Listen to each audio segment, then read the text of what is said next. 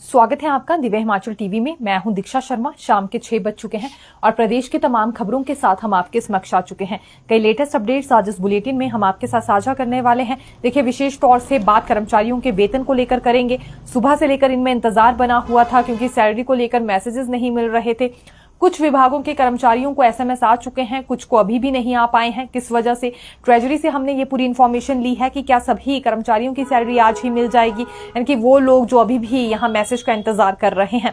दूसरी बड़ी बात, दिहाड़ी बढ़ गई है। भारत सरकार की ओर से ये किस वर्ग को लेकर यहाँ कदम उठाया गया है, इसके बाद दिहाड़ी कैसी रहेगी दैनिक भोगियों की, इससे जुड़ी जानकारी हम आपको देने वाले हैं।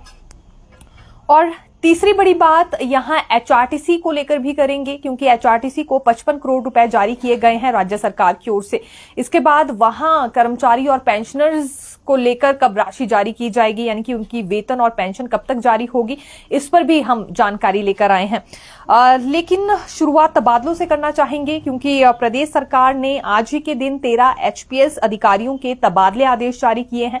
मुख्य सचिव प्रबोध सक्सेना की ओर से आदेश जारी हो गए हैं और किस अधिकारी का तबादला कहां हुआ है ये जानने के लिए हमारे साथ बने रहिए। अंत में बिल्कुल इन सभी अधिकारियों के नाम हम आपको बताने वाले हैं। लेकिन फिलहाल पहली खबर जो बारीकी से बताएंगे वो डेप्यूटी सीएम मुकेश अग्निहोत्री के ऐलान को लेकर है क्योंकि आज ही इन्होंने बड़ा ऐलान किया है शक्तिपीठों पर। इनका मानना है कि हिमाचल प्रदेश में बहुत सारे ऐतिहासिक मंदिर हैं, प्रसिद्ध शक्तिपीठ हैं, ऐसे में डिजिटलाइज्ड ये भी होने चाहिए, यानी कि डिजिटल प्रौद्योगिकी का इस्तेमाल यहां भी होना चाहिए। इस क्षेत्र में हमें आगे बढ़ने के लिए कुछ कदम और उठाने चाहिए। संबंधित विभाग के अधिकारियों को इन्होंने आज ये आदेश भी दिए हैं, साथ ही साथ इस दिशा में काम करने के लिए कुछ सुझाव भी दिए हैं। इनका कहना है कि जैसे एचआरटीसी में कैशलेस सुविधा प्रदान की जा रही है, एक तरह से डिजिटलाइजेशन वहां पर हो रहा है, वैसे ही यहाँ भी यानी कि शक्तिपीठों में भी एक रूप व्यवस्था होनी चाहिए। दर्शन करने हो, सेवा करनी हो या फिर दान करना हो, उसके लिए एक रूप व्यवस्था यहाँ पर होनी चाहिए। डिजिटलाइजेशन की ओर हमें बढ़ना चाहिए और आने वाले समय में अन्य लोगों को भी डिजिटलाइजेशन के लिए जागरूक करना चाहिए। डिजिटल करने की बात इस वजह से हो रही है क्योंकि इससे काम और ज्यादा आसान हो जाएगा। अकाउंट में कितनी राशि आ रही है ये जानना बहुत ज्यादा जरूरी भी होता है और फिर ये पता करना भी यहाँ पर काफी आसान हो जाएगा। इसके अलावा बाकी की प्रक्रिया भी काफी आसान रहने वाली है उन लोगों के लिए भी जो कि डिजिटल रूप से ही दर्शन करना पसंद करते हैं या डिजिटलाइज्ड ही यहाँ पर दान करना चाह रहे हैं। क्योंकि अभी देखिए शक्तिपीठों तक पहुंचना पड़ता है, लंबी लंबी कतारें नवरात्रों के दौरान वहां लगती है।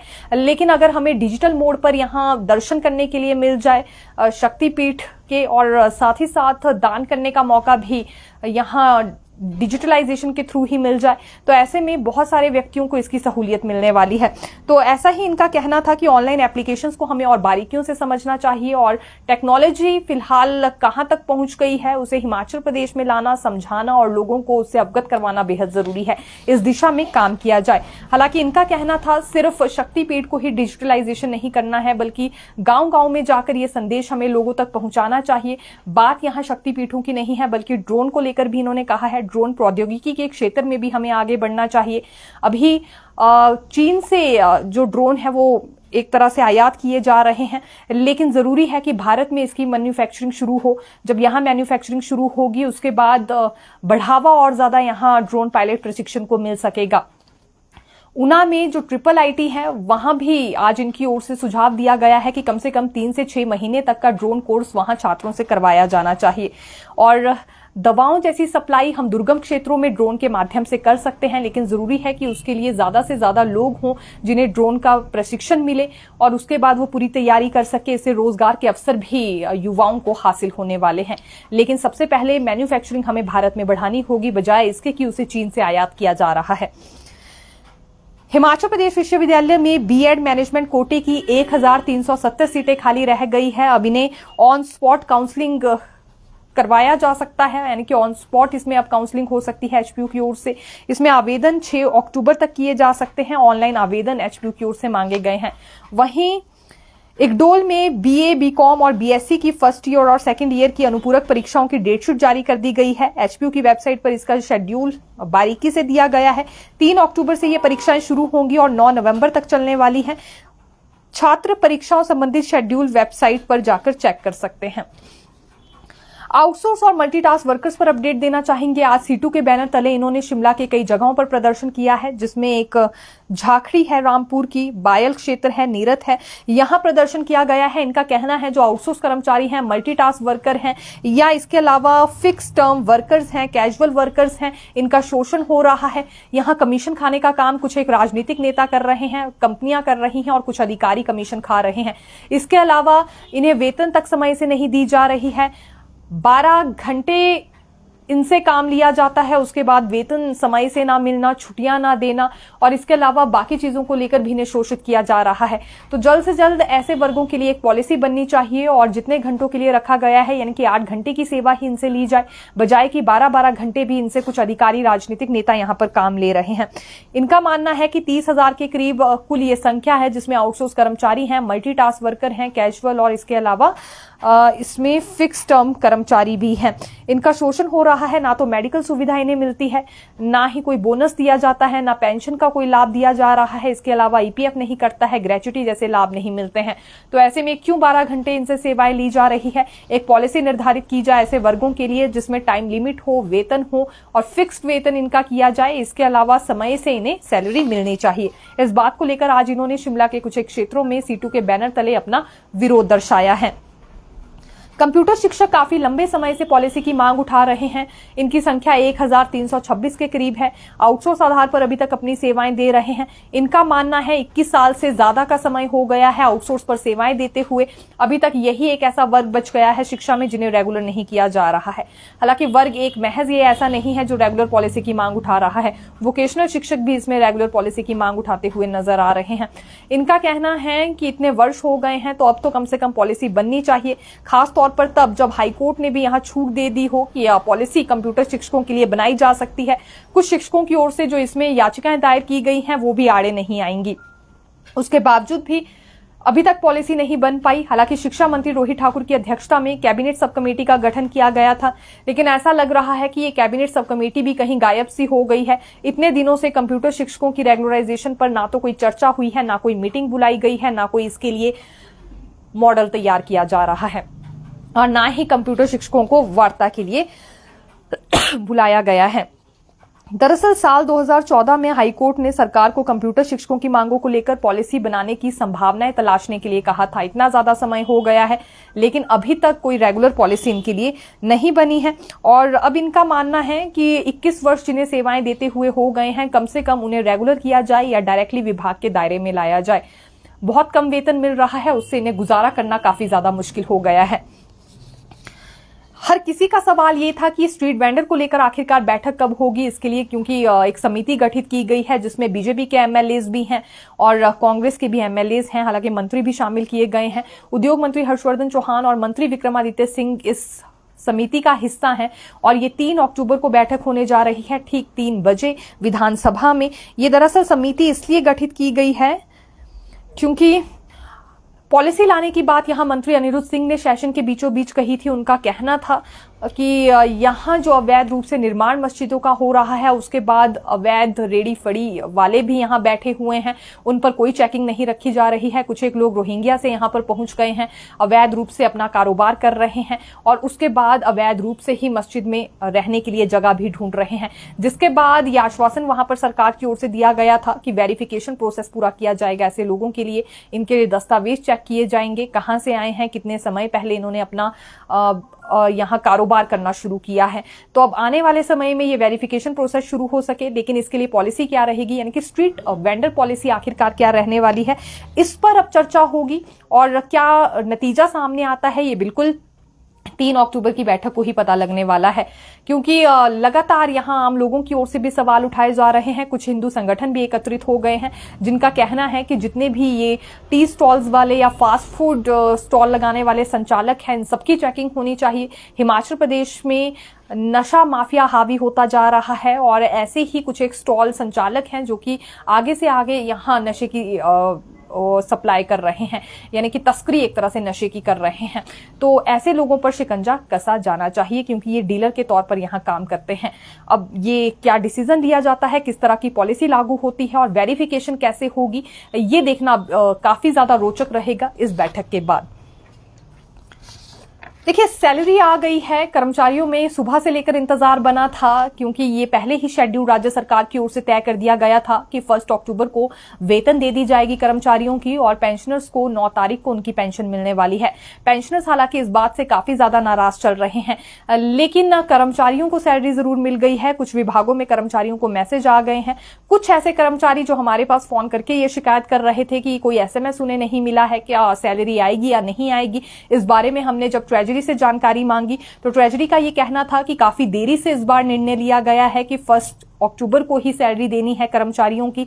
इस वजह से अभी ये देरी हो रही है और बैंक में एक तरह से क्यू हो गया है, क्योंकि देखिए, आप सभी जानते होंगे काफी भारी ट्रांजैक्शंस है। इस वजह से SMS नहीं पहुंच पाए हैं। हो सकता है कुछ एक के पास आज शाम को, आज रात तक भी पहुंचे, कुछ एक के पास कल सुबह तक भी SMS पहुंच सकते हैं। भारी ट्रांजैक्शंस है, इस वजह से बैंक्स में क्यू हो गया है। ये बात यहां पर ट्रेजरी की ओर से कही गई है। तो अभी धैर्य रखने की जरूरत है उन कर्मचारियों को जिनके पास SMS नहीं पहुंचे हैं। हालांकि विभिन्न विभागों के कर्मचारी ये भी फीडबैक दे चुके हैं कि सैलरी का SMS उन्हें आ चुका है, और इस पूरे मामले में अब पेंशनर्स को इंतजार करने की जरूरत है, क्योंकि 9 अक्टूबर तक अभी उनकी पेंशन मिलने वाली है। राज्य सरकार ने वेतन पर करीब 1200 करोड़ रुपए खर्च किए हैं, जबकि पेंशन पर 800 करोड़ का खर्चा आता है। इसी के साथ साथ HRTC को 55 करोड़ राज्य सरकार की ओर से जारी कर दिए गए हैं। जल्दी ही HRTC के कर्मचारियों को और पेंशनर्स को भी यहां सैलरी और पेंशन दे दी जाएगी। हालांकि आज ही ये धनराशि जारी की गई है सरकार की ओर से HRTC को, तो 2 से 3 दिन का वक्त इसमें जरूर लग सकता है, ये हम कहेंगे। लेकिन बाकी विभागों के कर्मचारियों को सैलरी मिल जाएगी। कुछ एक को SMS नहीं आए हैं तो आज रात तक भी आ सकते हैं, क्योंकि इतनी लंबी जो भारी यानी कि एक तरह से ट्रांजैक्शंस होती हैं तो उसके बाद फिर समय लग जाया करता है, खासतौर पर तब जब देरी से ये पूरी प्रक्रिया पूरी की गई हो। भारत सरकार की ओर से दिहाड़ी की राशि में परिवर्तन करने के कारण अब यहां श्रम विभाग की ओर से संशोधित अधिसूचना जारी कर दी गई है। इसमें ऐसे कामगार जो कि अनस्किल्ड हैं, 375 से बढ़ाकर इनका दैनिक वेतन 400 रुपए किया गया है। इनकी मिनिमम इन्हें 12,000 रुपए का भुगतान होगा। सेमी स्किल्ड के लिए 425 रुपए राशि बढ़ा दी गई है। स्किल्ड वर्कर के लिए 474 कर दी गई है और हाईली स्किल्ड के लिए 553 रुपए दिहाड़ी की गई है। नई जानकारी लेकर आए हैं, ये पूर्व DGP संजय कुंडू के केस से जुड़ी जानकारी है। आपको याद भी होगा, कारोबारी निशांत शर्मा की ओर से इनके ऊपर केस किया गया था कि निशांत को इन्होंने धमकाने का काम किया है, जिसके बाद नई हलचल इस पूरे मामले में हुई है।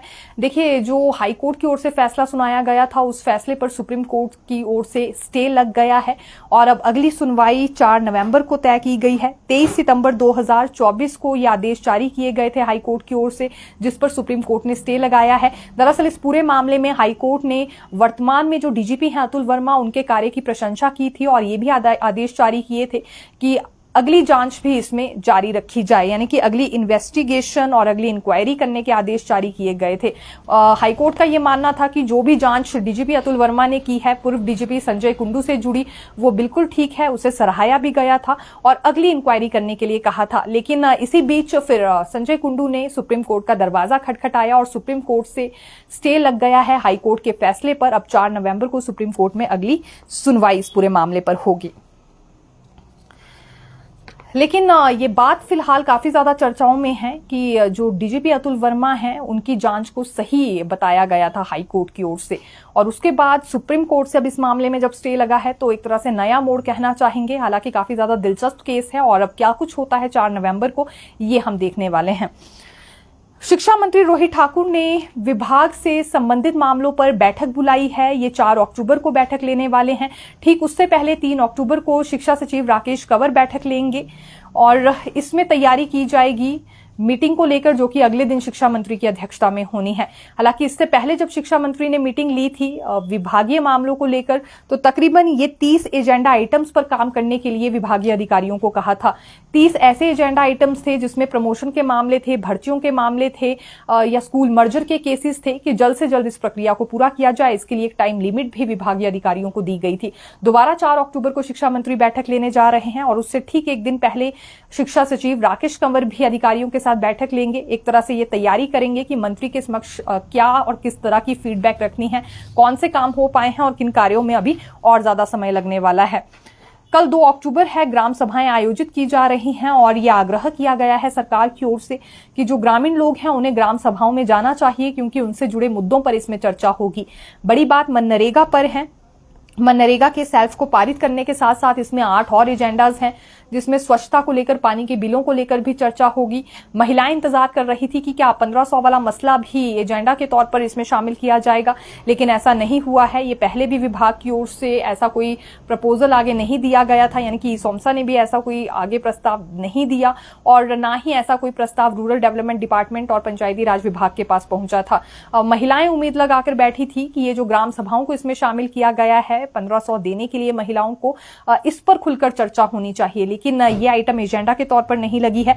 स्वच्छता और पानी के बिलों को लेकर, मनरेगा को लेकर ये तकरीबन 8 ऐसी एजेंडा आइटम्स हैं जिन पर चर्चा होने वाली है और ये अपील हमारी भी रहेगी कि बिल्कुल ग्राम सभाओं में इस चर्चा में अपनी भागीदारी जरूर दिखाए, क्योंकि कई ऐसे एजेंडाज हैं जो कि आम लोगों से जुड़े होते हैं और खुलकर अगर चर्चा करेंगे तो उसकी अच्छी फीडबैक या अच्छा रिजल्ट भी आने वाले समय में मिल पाएगा।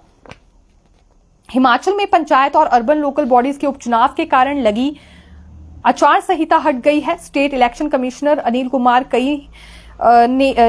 कुमार जी ने यह बताया है कि 31 अगस्त और 3 सितंबर को जारी चुनाव शेड्यूल के साथ यह चुनाव आचार संहिता लगी थी। हिमाचल में उपचुनाव की प्रक्रिया 29 सितंबर 2024 को वोटिंग के साथ अब पूरी हो गई है, इसलिए यह आचार संहिता भी हट चुकी है।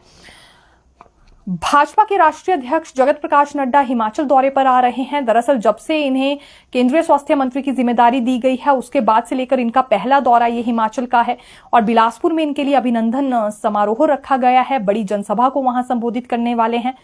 हर विधानसभा क्षेत्र से भाजपा के तकरीबन 2 से 3 हजार के करीब कार्यकर्ता वहां पर पहुंचने वाले हैं। आज ये जानकारी भाजपा विधायक रणधीर शर्मा की ओर से भी दी गई है कि इनकी कंस्टिट्यूएंसी से, यानी कि उनकी विधानसभा क्षेत्र से ही 3 से 4 हजार के करीब कार्यकर्ता वहां पहुंचने जा रहे हैं। इसी तरह से बाकी विधानसभा क्षेत्रों से भी काफी लोग सुनने के लिए पहुंचेंगे नड्डा को बिलासपुर में। हालांकि 2 दिन का उनका दौरा है, ये जानकारी भाजपा प्रदेश अध्यक्ष डॉक्टर राजीव बिंदल की ओर से दी गई है। ये 4 और 5 अक्टूबर का दौरा बताया जा रहा है। 4 को बिलासपुर में अभिनंदन समारोह है।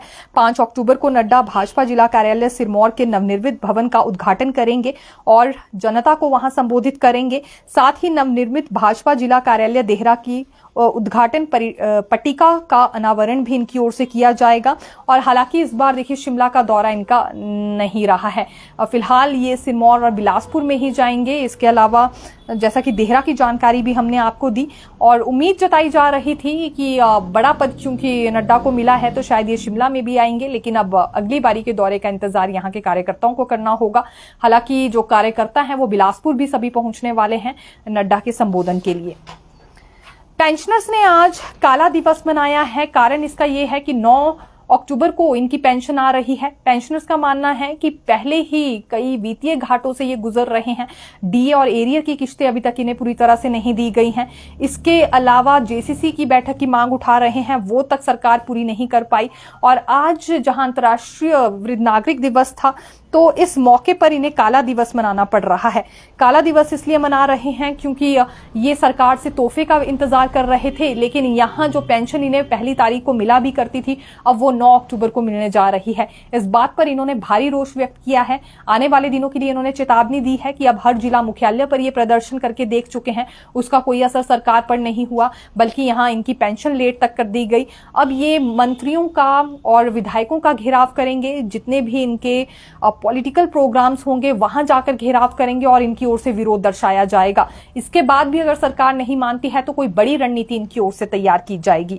ये भी आज इन्होंने बड़ी बात कही है, क्योंकि अंतर्राष्ट्रीय वृद्धजन दिवस था और ये काफी पहले से मांग उठा रहे थे कि इस मौके पर डीए एरियर की अदायगी इन्हें कर दी जाए या जेसीसी की बैठक कब होगी इसकी तिथि निर्धारित कर ही इन्हें बड़ा तोहफा दे दिया जाए। लेकिन ऐसा होने के बजाय 9 अक्टूबर को अब इनकी पेंशन आने वाली है और पूरे मामले में सचिवालय एसोसिएशन ने पेंशनर्स का समर्थन किया है।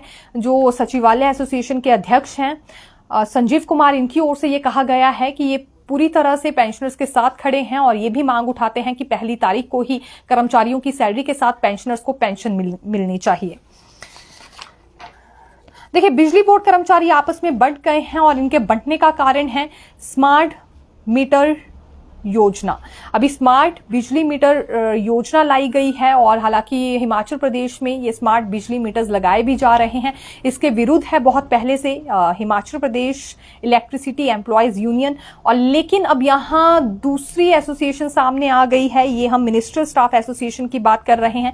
मिनिस्ट्रियल स्टाफ एसोसिएशन इसका पूरे जोश के साथ समर्थन कर रही है। उनका कहना है कि ये जो स्मार्ट मीटर बिजली योजना लेकर सरकार आई है, इससे घाटे से उभरा जा सकता है। यानी कि बिजली बोर्ड जो घाटे में चल रहा है, इस योजना को लागू करने के बाद आय में वृद्धि होगी बिजली बोर्ड की, और साथ ही साथ बिजली चोरी करने वाले तत्वों पर लगाम लग सकेगी।